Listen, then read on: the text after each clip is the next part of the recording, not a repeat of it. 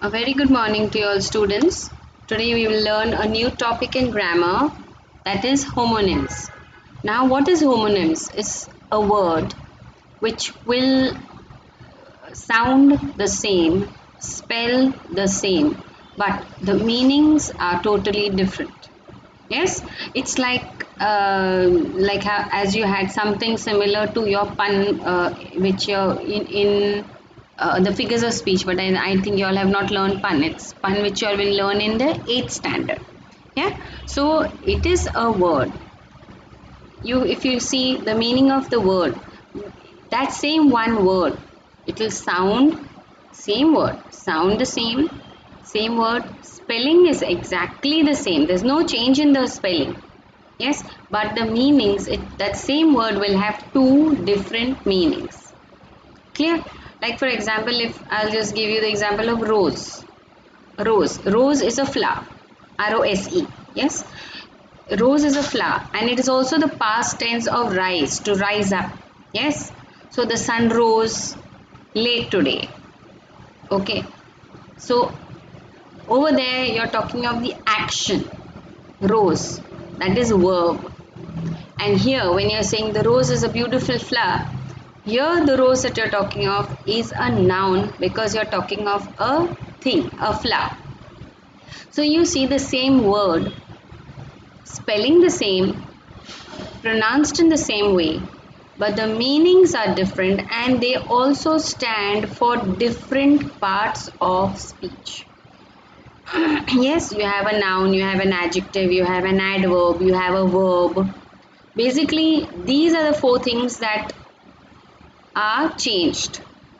Okay, basically, most of the time, 99% of the time, when you're talking of homonyms and they ask you to form sentences, generally it is these parts. That is, it could be either a noun or an adjective or an adverb or a verb. These are the four things, the main things that are used when you're thought of or applied when you're talking of a homonym.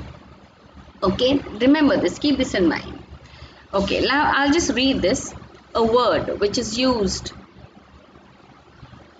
one part of speech can also be used as another part of speech in the same or another sentence. Okay, the first line, a word which is used as, it should be as, not a. Okay, a word which is used as one part of speech can also be used as another part of speech in the same or another sentence. So I just told you, I gave you an example of a noun and a verb. The word rose can be used in a sentence as a noun, can be used in another sentence as a verb. Okay. For example, the same word can be used as a noun and an adjective, a noun and a verb, an adverb and a preposition, etc. However, the meanings may be different. Such words that are spelt and pronounced in the same way but have different meanings and are used as different parts are called homonyms. Clear? So I'm sure you'll have understood now what a homonym is. Okay, now we go to the examples. See, the first homonym is with the word free. Today I got a free ticket to a water park.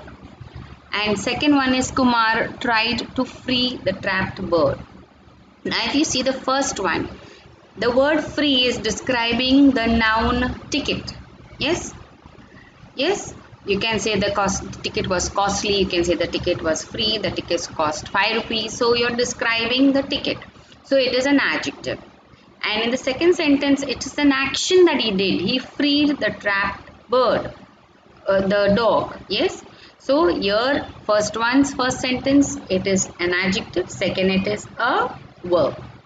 We go to the second example. The rich should help the poor. Now here the rich means you're talking of the people who are rich. So you're talking of people. So, and they should help the people who are poor. But here, since the word people who are rich and people who are poor are not used, here rich and poor both are nouns, not adjectives. But there's no noun. Is there any noun over here that is describing a person? If you say the rich man should help the poor man, then rich becomes an adjective, poor becomes an adjective. But here you're just calling them rich and poor, so that time it is a noun because they are not describing any noun. Clear? Now the second sentence, the poor woman. So here if you see, the word poor is describing the word woman, so that's why it is an adjective. The third sentence, Rashmi has a round balloon in her hand, and second you will see you should draw a circle round the diagram. Now first is describing the balloon. How is the balloon round? So it's doing the work of an adjective. And the second one is telling you you should draw a circle round. So it's telling you the position where the circle should be. So it is a preposition, round the diagram. Okay, same word. The watchman was on his daily rounds. Here it is, he was on, like instead of if you say rounds, you can see the watchman was on his bike, the watchman was on his motorcycle, the watchman was on his cycle. So you can substitute the word rounds for another noun, for another object, correct? That's why you can understand that this word rounds is a noun. Clear? Okay, so the watchman was on, so he was on something. What is the something? His daily rounds. Clear? Noun stands for something. So the watchman was on something. What is the something? Rounds. Remember, noun stands for something and it answers your question what. Very important. Noun stands for something, answers your question what. So when you want to double check whether it's a noun or no, if you're not very sure, ask the question what. If you're getting the answer, it is a noun, and see if you can substitute it with the word something, like as I'm doing it now. The watchman was on something. What is the something? His daily rounds.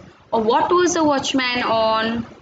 His daily rounds. You're getting your answer, correct? So then that's the way you check, double check whether it's a noun or no.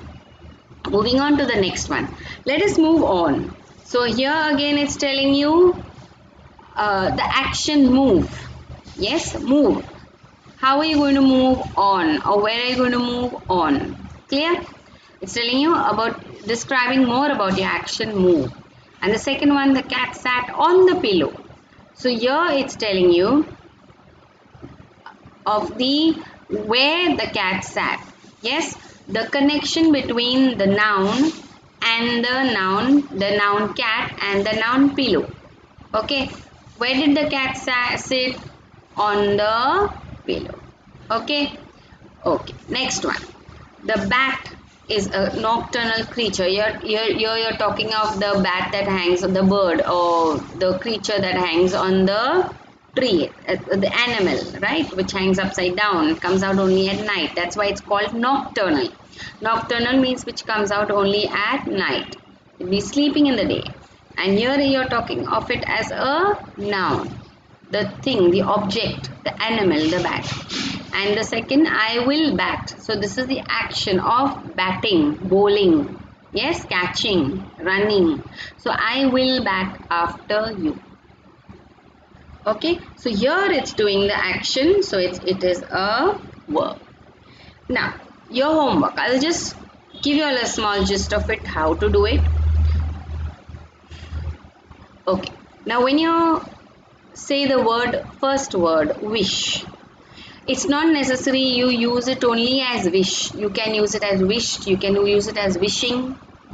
Okay, you can change it. Clear? But change it in such a way that it becomes a noun. Change it in such a way that it becomes an adjective. Change it in such a way that it becomes an adverb, or it becomes a verb. Okay, like for example, it is the second one, second example, kind. What would be the noun form of kind? Kindness. Clear? The noun form of kind will be kindness. So instead of kind, you can use kind as an adjective and kindness as a noun. Clear? Okay, that's Okay, now here the first wish is when you're doing the action. I okay, and the second one is when you're it should be an object. So you can say, remember when you're talking of an object, you can say the wish, a wish, and you can add an article before the word. Adding an article makes it into a noun. Like say a toy, the toy, an elephant. So when you add these articles before it, it becomes a noun. Clear? Like say the third one, we say a request. I made a request. So you made something. What did you make? A request. You made something. Answers your question, what did you make? A request. Gives you the answer to something. Yes. So that becomes your noun. Same thing you can do even with wish. I made a wish. Okay. And the second thing is you show your action. I wished that. So that is your action. Clear? Same way you will use everything. Now even back. Imagine you're describing something back. Say you can say the backyard, the back door, the back pocket. Okay. And back would be the action. Clear? Okay. Address. Now address is when you are talking to somebody. That is your address. And second address is the address where you live. Okay. Rose, I just told you. Water is, doing the action. Water. What do you water? Plants. So you can use your sentence as verb when you're watering the plants. And water is the water that you drink. Same way, well is the well. Kua. What you say, the well is your noun. And when you're saying adverb, it will be writing well, skipping well, singing well. Clear? So use these. I think there are only 8. Yes. So form the sentences and write after each answer. Like the first one, wish. Write over there. First one you start with noun. Make a dash. Write your sentence. Next line, write verb. Make a dash. Write your sentence. And then leave a line and write your second answer. The second question. So you start your kind after leaving a line after you have finished both wish 1 and 2. If you are not sure how to form the sentence, just you can message me. If you're stuck with one or two words, like you could make a sentence with noun but not make a sentence with wish, I can help you if you message me. Don't call me, please. Okay? Thank you. You have a good day and do this in your grammar notebook.